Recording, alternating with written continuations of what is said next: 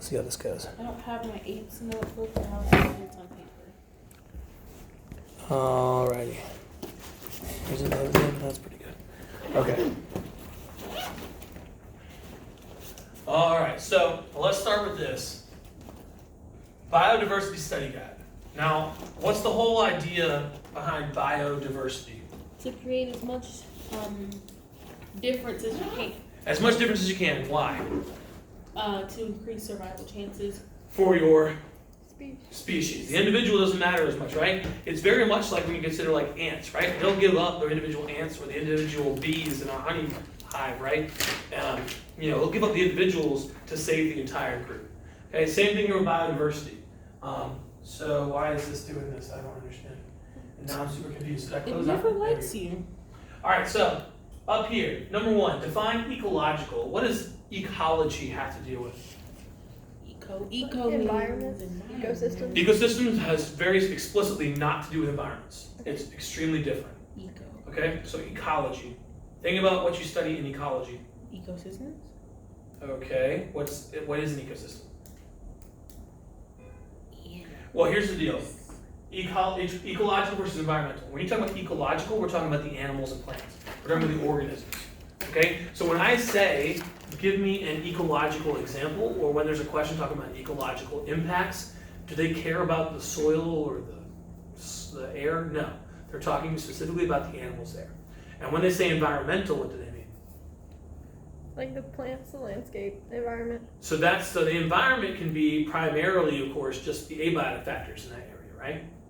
Yes? Yes. Now you can include the biotic factors here. I think environmental can be both, right? Because they're pretty much related.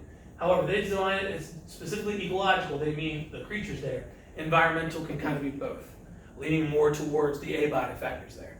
Okay? Now, define biodiversity. How would you define it? The variations in species. Variations in what? Population. In their what? Types. In their Genes. In their genes, right? You have the 2 types of genes, right? You have the genotype and the phenotype. So they have the genes, variations in the genetics, in the DNA, and then the phenotype, the expression, right? Okay, now, species are so diverse because the more diverse they are, the more they likely they are to survive what kind of an event? Bottlenecking. A bottlenecking event, right? What mechanism drives biodiversity? What helps? natural selection. Natural selection, right? We talked about this with evolution. Evolution drives biodiversity because those creatures who are different may have an advantage, and that advantage allows them to survive and reproduce. Survival of the fittest, the one who can reproduce the most. Give me an example of a bottlenecking event. A natural disaster. A natural disaster, such as A volcano. a volcano happening on an island, right? Disease. Disease happening on an island, or even on a large-scale country, I guess even. Earthquake. Some kind of thing that's going to kill off a number of the population, right, and limit it. So, how does it affect the population? Well, it reduces genetic variability, right? You see that here. So this one's a really good one to look at. You see like triangles, circles, squares, all that kind of good stuff, right? Bottlenecking happens and only certain ones get through. So you look on the left side before the event and then on the right side after. What do we now know about the new population now? What genes it takes to survive certain things. What genes take to survive, so they have an advantage, right? But then what happens if another bottlenecking event happens? It's gonna weed them out more. Yeah, so this now has a chance for the entire species to go completely extinct again, because if something happens again here, or even with the ones who did survive, maybe they're just not the strongest ones, they just were able to survive whatever that event was, right? The volcano. They may not have been the best ones in that environment. But either way, this can kind of go a couple different ways. Either this species could recover, right, and regain diversity, or it's going to die off and go to extinction. And so you can see this again happening. We got yellows, blues, and whites. After a bottlenecking event, what happened to the yellows? They were gone. They all died out, right? And so this goes to what I was just speaking about, the 2 possibilities after a bottlenecking event. It happens, species die off, and then you can either recover, or you can go extinct. Oh, sorry. Name a bottlenecking event that caused a mass extinction recently. Asteroid. Asteroid hitting what? Earth. Earth and doing what? Wiped out the dinosaurs. Yeah. Do you think all the dinosaurs died out right away? No. No. In fact, all that happened was it blocked out the sun, right? But the blocked out sun from all the dust and ash and everything in the sky caused the plants to die off, so there was less things to eat. So dinosaurs started going down. and they just never managed to recover. Right? Imagine if the asteroid never landed. Then you get the movie The Good Dinosaur, right? You seen that yet? It's really cute. It's so cute. Okay, anyways, what happened to the American chestnut tree? They, We they planted overexploited it, and then they like planted it way too much to where it all got wiped out. Well, it's not because we planted it too much. What makes things get wiped out? Soil, the soil that it was growing in. Think about it genetically. What makes things like let's say that some kind of disease hits humans. What It was would a make all humans get monoculture. wiped out? We were all the same. Yeah, if we were all exactly the same, right? If we didn't have these differences, right? Some people could stand more things than others. There wasn't a variation. There wasn't a variation because we liked certain types of trees that stood up a certain kind of way and looked a certain kind of way. So what we do, we keep on reading them over and over again. And you get that very, what's the term I'm using for it? Monoculture, right? Very singular type of genetics. And when the blight, right, the chestnut blight came in, wiped them all out. The only ones we have left are where? Oh, like in labs. In labs, colleges and universities. They're trying to bring them back, but they just can't get them there, right? They try crossbreeding with other things that couldn't get it to work. Define species richness. This goes back to our sheet. You remember that math sheet that we did? Oh, it's like how many different types of species. How many different types of species you have? It's just the count, right? It was the n in your equation. Mm-hmm. Okay? Now, there were a whole lot of math things to do for that sheet. All right, hey. Are you not going to? I didn't forgot about Tuesdays. We're doing an AP review for tomorrow. I already scheduled it. Tell her I'm sorry. Okay? Yeah. All right, so define species richness. So we did the whole math sheet, right? You don't have to do any of that math on any of these assessments. Okay? So you don't have to worry about that. The only reason I had to do it was because if you are given some unfamiliar math with some equations, you can follow them, right? But also because it showed you with the data, very specifically, whether it was a species-rich environment or if it was a non-species rich environment, right? So, species richness is just how many you have. It's just, you just count them all up. Really straightforward, right? What's species evenness? Should be two ends there. In those numbers of species, how many numbers in each species. How many numbers in each species? Yeah. And how they relate, as a whole, compared to the Compared to whole. the how many of each species in there, right? Mm-hmm. So if I have, let's say, is this number right? So if I have 70 of species A, and I have 20 of species B, and I have 10 of species C, bye, Annalise, thank you, and I have only 5 of species D. Is this a species-rich environment? Yes. I mean, yeah, you got 4 different species, that's pretty good, all things considered, right? Is it an even one? No. No, yeah, definitely not, right? Because these numbers aren't even. They'd all have to be exactly the same if this was going to be that, right? This would be maximum evenness because they're all exactly the same in the same amounts, right? Okay, why is species richness so important to the ecology of an environment? Now, what did we say ecology was? The study of the animals. The living things there, right? Living things. Okay, so if you have one type of creature there and something happens in the environment, that one type of creature might all die out, correct? Mm-hmm. Now, what if you have many different types of creatures in one area? Oh, it'll show them which ones can survive. Yeah, some species might survive, right? Now, not necessarily all of them. So we're moving here from just focusing on one species to focusing on the ecology, all the species in an area. So the more biologically diverse that entire environment is, right, the more likely it is to survive any kind of situation. So that's why species richness is very important to ecologists. If we find an area that's very low in species richness, we know we have to protect it because it's very easy for a disturbance to kill them all, right? As opposed to a species-rich one where, at least we'll have most of the creatures survive some kind of disturbance. Does that make sense? Mm-hmm. All right, keep it relevant. Differentiate between specialists and generalists. Specialists only have a certain type or amount of resource that they take up, and then generalists kind of can adapt.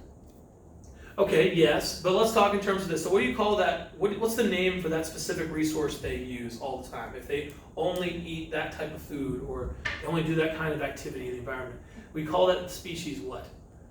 Species. I know it's really vague and nobody ever really defines this well. To me, it's always what you eat or what you get eaten by.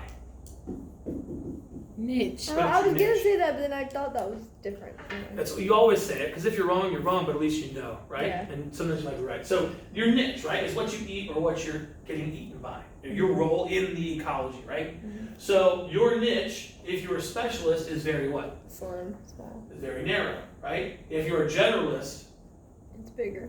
it's much bigger. So who here is more vulnerable to a disturbance? Specialist. A specialist, right? And who's less vulnerable? Generalist. The generalist. So then what advantage do you have being a specialist? Why would you be a specialist? So you can survive in certain environments. Yeah, true, but the generalists could survive there too if they can eat your kind of food, right? That's true. But what I would say is this, it has to do with how good specialists are. For example, what do pandas eat? Bamboo. Bamboo. But they're really good at eating bamboo. They're really good at changing the energy in the bamboo into something that's usable for them. Okay? What also eats bamboo properly? Ants. Ants, maybe trash pandas, right? Oh, yeah. So the raccoons, if you will. Okay? Now the raccoons can eat it, but do you think they're as good at eating it as the pandas are? Because they haven't evolved with it, right? They haven't evolved and gotten better and better and better at eating that. They just eat whatever they can. Yeah. So they get some energy from it, but not as much. So if you have an undisturbed environment, who's going to benefit? Specialist. Excuse me. Thank you. So looking here. Specialized diet of bamboo, endangered due to habitat loss, because again, they only live in one place. Where do pandas live? Oh, the Asia. Asia, China, right? Yeah. And what's China doing probably to most of its trees and environments and stuff? Taking them down. Cutting them down, they're doing coal mining, all that kind of stuff, destroying their habitat. And with no place to live and already low birth rates, we know about that, right? Pandas, What? for some reason, don't want to make new pandas. How Alright, do so- humans feel? Because of that issue, their birth rates, their species is getting lower and lower. The generalists, though, right, are raccoons. They can survive even those kinds of issues. They'll eat pretty much anything. It's kind of sad. How would humans feel if animals destroyed their home? Yeah. Well, we have a lot of issues to kill the animals, right? Mm-hmm. Now, Wouldn't feel too I bad. did see a meme Sure. recently. I just thought I would share where this lady, she's in the cartoon, and she's like, "Hey, husband, where do we put the trash?" And the husband's like sitting there on the sofa, and he's like, "Oh, it's under the sink." And then the wife leaves, and then the guy thinks to himself, "Wait, I don't have a wife." And he goes, he finds, and he rips the fit mask off, and it's a raccoon. He's like, "Ha ha, I got you." It was dumb, but I felt like I fit in with this really well. Anyways, so what happens if we talked about that, the bamboo disappears. All right, so the panda would die off, but who would survive? Raccoon. The raccoon. Why does the lynx need so much space to roam? Because it uses it uses such a small variety of resources that it has to have enough. Well, think about it, where does it live? Canada. Okay, yeah, and what biome? Canada would count as what? Tiger. Yeah, taiga would be the Russian part of it, right? The Yeah. boreal forest is what we'd say for Canada. What is the boreal forest? What is there not a lot of in the boreal forest? Nutrients. Well, yeah, there's not as many Right, nutrients, I guess, but you'd That's say what I was there's not as getting many creatures living there, right? Creatures. Why not? Because it's hard to get resources out of. Okay, so why is it hard to get resources out of it? It's not an overcomplicated thing. What do we need for life to exist? We need plants getting energy There's from the not sun. as many. So why not? Because the sun doesn't really. The sun doesn't hit directly because it's Yeah. more toward the pole, right? The North Pole. So the higher you are toward the North Pole, right, the less direct sunlight you get. So the worse, plant species you have there. If you don't have enough plant species, you don't have enough herbivores. You don't have enough herbivores. Well, guess what a lynx is? A lynx is. It's a carnivore. What does it need to eat? Meat. Yeah, it needs to eat herbivores. So if you don't have enough of them, it's going to be hard for it to find food. So they have Therefore, it to needs search. to go search a large area. Exactly. So if we mess up that space as humans, right? If we cut it off with roads or bridges or dams or whatever, right? Then it can't get from one side to the other, and it might do what? No more links. Start with that, right? Now, let me see. Define or provide examples of each type of service provided: provisioning, supporting, cultural, and regulated. This So, is what I get stuck on. and that's okay. Let's just talk about it. And here's what I would say: if you're having to define it, look at what the individual word means, like to you as a human, right? What are provisions?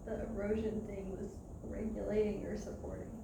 Yeah, the erosion thing is regulating or supporting. Well, what I would say here in this case is it probably is more regulating than anything else, keeping things copacetic.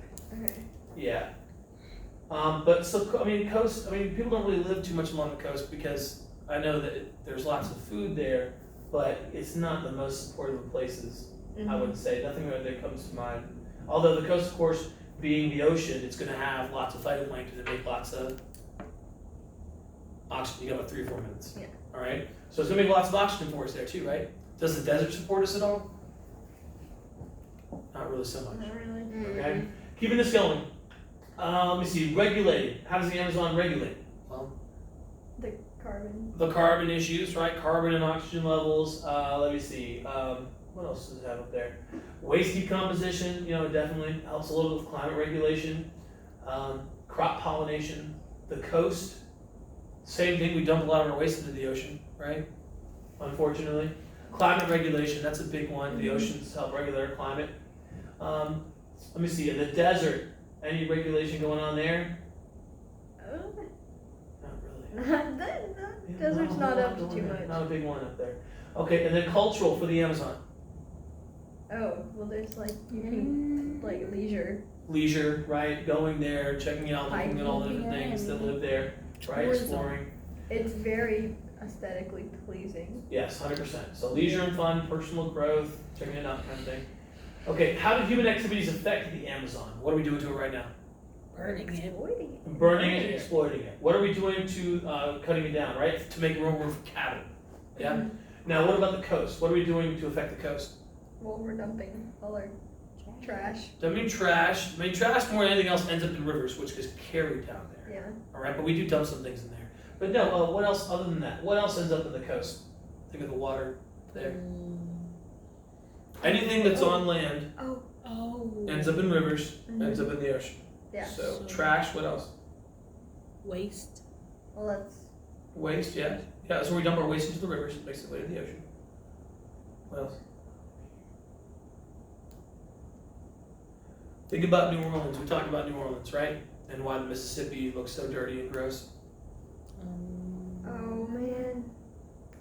Has to do with nutrients.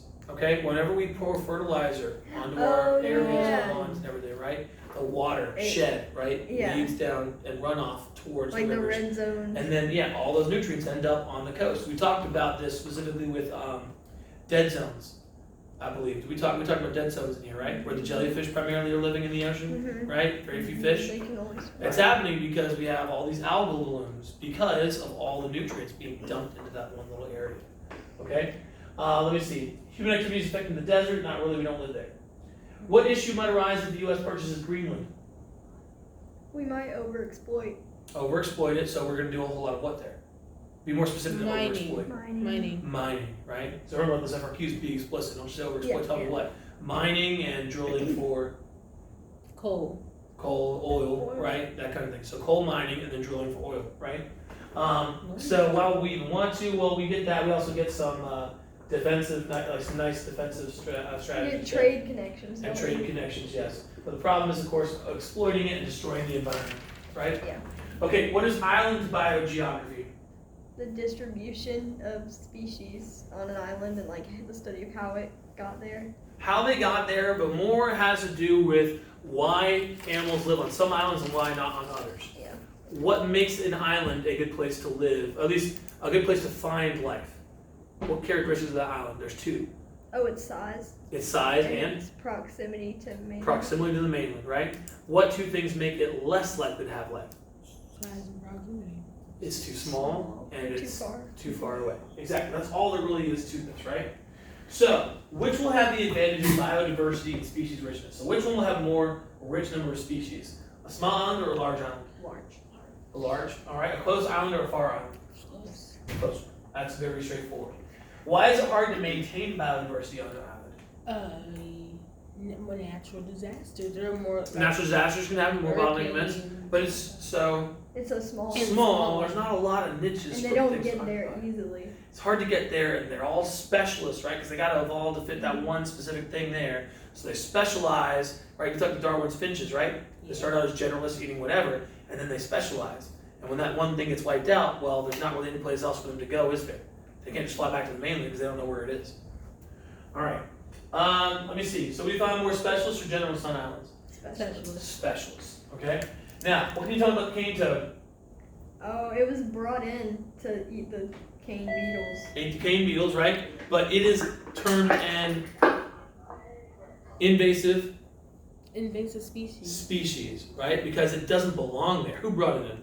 Humans. We did, to eat the cane beetle, right? Which But horses they just didn't moved do. up. They went up higher on the sugar cane, And right? now they've exploded. And then they exploded and took over the local ecology, right? How did it affect the predators? Prejudice. The local predators, the natural predators there, Oh, what could they not do? They can't eat can't them eat Yeah. it Why? because they're poisonous. because It's poisonous, right? Now, the predators who live where the cane toad lives, they would be fine eating it, right? Because they would be used to the Could you poison. please report Right? to They're the front evolving office with it, with they're Andy? used Could to you the please poison, report to but the the front office? predators Thank in you. the new environment aren't used to that poison, and so they die rather quickly.